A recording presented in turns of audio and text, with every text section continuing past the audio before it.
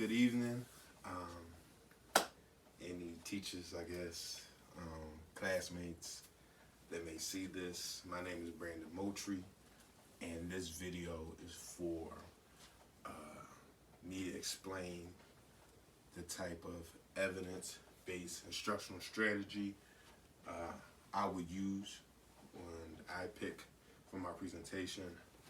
The strategy I choose to use is called Health Optimizing Physical Education Strategy, also known as HOPE.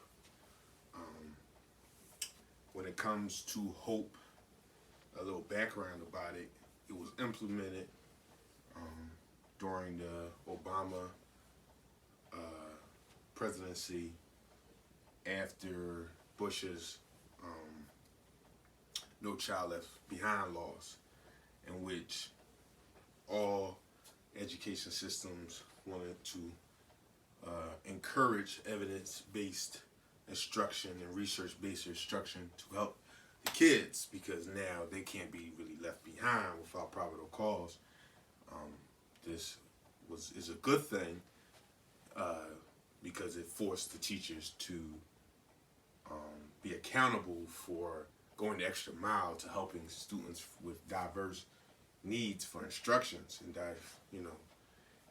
but then with doing that, the education systems kind of neglected the health and PE aspect of it, in which PE time was cut for some people. It wasn't as held as high as a standard. It wasn't I observed as much, and it wasn't encouraged as much. And this is not the main cause, but then with Obama, President Obama and his wife Michelle realized that the obesity rate was way too high, extremely too high. So they made it an effort to make health and phys ed and healthy lifestyles a priority. I think that this was a smart plan and an absolutely great plan. So they implemented HOPE, Health Optimizing Physical Education programs, to encourage healthy lifestyle inside and outside. Now, just a little bit about it. When it comes to HOPE, HOPE is promoting, like I said, healthy lifestyle inside and outside of the classroom. Fun for all students. They want students to be engaged for the majority of the class time. Also, they not only want it to be enjoyable, but also teach good behavior skills and safe physical education practices. This just not have them run around. So that is the basis for HOPE, more definition of HOPE. And they want to encourage also any type of physical and fitness activities that can be used for a lifetime. So when it comes to our presentation, that is the definition, but also not just physical education teachers such as myself, but homeroom teachers and subject-based teachers can do it as well, in which you could implement some type of physical activity within your lessons. I know at the school I used to teach at, we did brain breaks all the time, in which kids could get up and do some type of physical activity, walk around. We had all types of chants. But this is not in my presentation, but one of my favorites was who did a good job, in which, let's say the kids did everything you wanted them to do, you'll have them stand up, and it's always started off with a clap, so they can say it's 3 claps and a who did a good job, which would look more like, okay, on the count of 3, 1, 2, 3, you'll clap, and we'll say who did a good job, and they will point you. And while pointing, they're pointing to all of their classmates. Um, so I thought that was a good way. Now, when it comes to my presentation, I believe that physical educators like myself, we use it in a larger platform, and we have to be mindful of it. During my research, they said that it's not a good thing to have them sitting for a long period of time, not having everyone engaged, and not making it enjoyable and fun, and encouraging high lifestyles outside of it.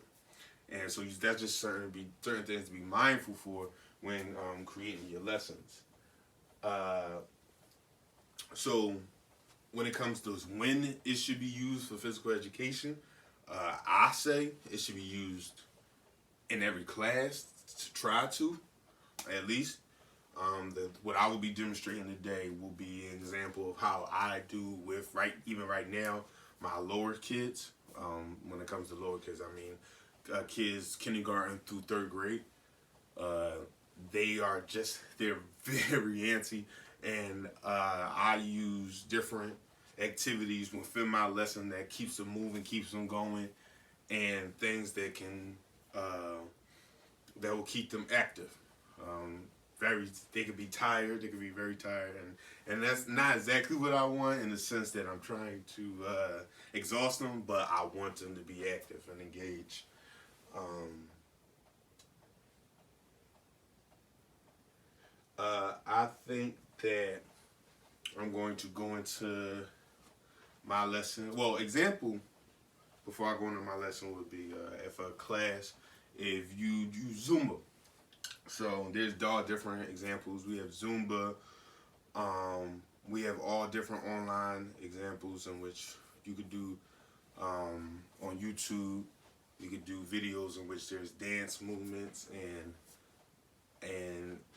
music in which the kids know, and they can all stand up and do it. So you can have examples where you play it and they know the dance and they all do the dance for 3-4 minutes as a break or a reward. So I think that would be a good example when you do it inside the classroom. If you could do Zumba or different type of fitness videos, if you could put it on the screen in your gym, have all the kids line up and they'll do it all at one time, I think that's a good way to do it as an example. But this is how I will do my example, in which I engage all my kids. And this is me emulating if I was talking to my second graders. Good morning, class. Good morning, Mr. Moultrie. I'm so happy to see you, class. Today, we're going to learn about our locomotor skills. Can anyone tell me what locomotor skills are? Yes. Is that like driving? No. Yes. Is that like walking? Yes. Walking. What else? Is that like running? Yes. Yes. Is that like skipping? Yes. Actually includes all of that. Walking, running, skipping, jumping, hopping, galloping. All different types of locomotor skills that is very important to know in your movement process. What I want to do today is I want to get us active and going, getting our blood pumping. So what we're going to do, we're going to get in a big square in which we're going to do our laps, in which we do different types of activities.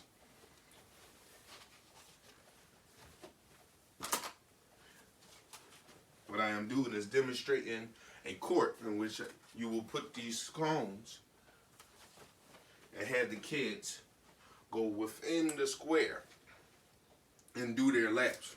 And you can have them do it on command what you would like them to do. Now this is good for, and when it comes to kids with instructional needs. I have autistic kids in which their activities, they can't physically move as with like other students. So, but they can do the basics and they can try different things that don't require them to just run and they can do other things. So what we're doing is we're going to tell them to, all right, kids, First, we're going to start off with walking. Then we're going to skip. Then we're going to gallop. Then we're going to speed walk. Then we're going to jump. Okay? Now, when you tell them that in the beginning, it's just to get their brains prepared of what they're going to do. But you're going to tell them along the way. So we're going to walk on a whistle. So you blow your whistle, they all walk. They all walking. They're all walking. They're all walking. They're all walking. They're all walking. And they think it's so funny and they giggling.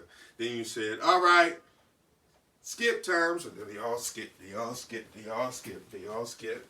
They do that for about 20 seconds. Then you say, time to gallop. Then they gallop. Then they gallop like horses. And you'll hear horsey sounds and everything like that. And then you'll say, okay, it's time to hop. Then they'll hop. Then they'll do their best Bunny Rabbit impressions, and they'll hop. While they're laughing and giggling, they are sweating and getting all that activity. Then you said speed walk. And then they'll walk. Then they'll speed walk, and they'll speed walk, and they speed walk, and they'll speed walk, and they speed walk, and they speed walk, and they speed walk. And also it's good to remember that before you do this, before you do the warm-up, you remind them that this is not a race. We're not bumping anybody, tripping anybody. We're going around the cones. You implement what it means to go around the cone. Do you go left or do you go right? We're not touching each other. Especially, say that early before anything else starts. Also, you want to make sure that they're having fun. So you encourage people who may not be. You do it with them. You'll go walk by the side of them and like, come on, we can do this. We can do this. So you skip and you walk and you speed walk. So afterwards, you sit there, you stop. And then another game I like to do is I call builders and bulldozers. So what I'll do is, using the cones, let's say you'll have like a bunch of cones scattered throughout the gym. And some of them are knocked down. And you'll explain to them like, we'll have two teams. We'll have the builders and the bulldozers. So you'll ask them, hey, okay class, we did an excellent job with our warm-up. Now, we're going to play a game. This game is called Builders and Bulldozers. What do you think builders do? So then you'll call on somebody. Well, builders build things. Yes. But what happens when you build things? They go up. Yes. Now, what do bulldozers do? They dig ditches. Yes. What else do they do? They knock things down. Yes. So we'll have a builder team and a bulldozer team. So then everyone is operating on the same level, okay? In which everyone is doing something constantly because everyone has a job to do. And giving them a job to do and making them feel a part of a team and an overall goal is very critical. So you split them up into two teams. Half the class is builders, half the bulldozers. So I let the builders go first. So they start building things. All right? I teach them how to pick up things. I said, this is how you politely pick up things. No throwing, no kicking. You state that early. And then you said, this is how you bulldoze things. No kicking, no tossing. Okay? This is how you properly tap things over. So then you let the builders go. And they start building. They start building. And then you say, bulldozers, go be bulldozers. So then they start tapping. They start tapping things over. And then, but at the same time, the builders are trying to get things together. And then, but the bulldozers are tapping and tapping and tapping. But at the same time, the builders this. And then I blow the whistle, have everyone stop. Right? And then I said, we did a good job. I might count to see how well we did. And then I'll say, if you was a builder, you're a bulldozer. If you're a bulldozer, now you're a builder. Which gives not only them equal opportunity to be both, for the kids who have energy and want to just really just smash things, but knock things down. They couldn't wait. That excites them. But they also, then you got ones that want to be builders. So then you switch them. And then the people who are bulldozers are now picking things up. And now people are bulldozers that were now builders, they're picking things up. And now people who are builders or bulldozers, they couldn't wait because they've been waiting to do this. They waiting to do this. I think this is an excellent game. You could do for 15, 20 minutes or less. and it gets out a lot of energy, and and you would think they would get tired of it, but they have an overall purpose. So would be my evidence-based instructional strategy that I would use. And like I said, kids that have different instructional needs, this is a good way, because since everyone's doing it, you give them a team, you give them an assignment, they can follow, and they can also participate. And they doing it as a whole, and they don't have to feel left out because it has nothing to do with their needs. So my name is Brandon Moultrie, and this would be my evidence-based instructional strategy, which is called HOPE, Health Optimizing Physical Education. Thank you.